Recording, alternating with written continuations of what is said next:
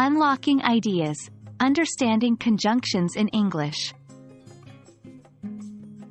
Hello learners. Today we'll be diving into a vital part of English grammar: conjunctions. But not just any aspect of conjunctions. We're specifically exploring their function in expressing relationships between ideas. By mastering this, you can significantly enhance the clarity and cohesion of your spoken and written English. So, let's get started. Conjunctions are words that connect or link words, phrases, or clauses together. These include words like and, but, or so, because, and, although. They're like the glue that holds sentences together, giving them structure and meaning. But the real magic of conjunctions comes into play when they are used to connect ideas.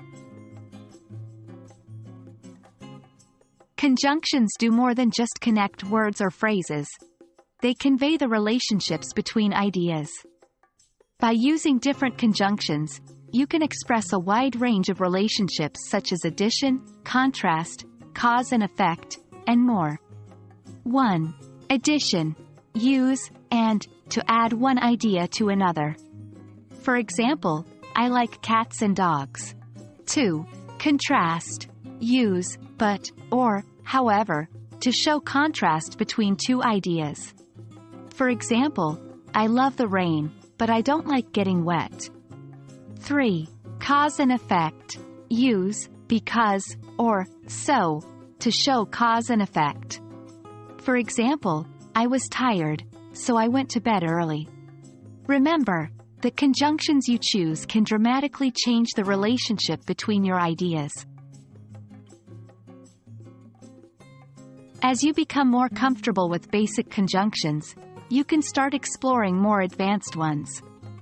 These include words like although, even if, unless, since, and others. These can help you express more complex relationships and ideas. 1. Contrast despite truth.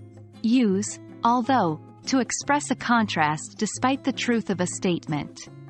For example, although it's raining, I will still go for a run. 2. Condition. Use unless, or even if, to show conditions. For example, I will go to the concert, even if it means standing in the rain. Conjunctions are indeed powerful tools in English. They enable us to weave together ideas and express complex thoughts with clarity and coherence. So remember, the key to becoming fluent in English isn't just about knowing a lot of words. It's also about knowing how to connect them.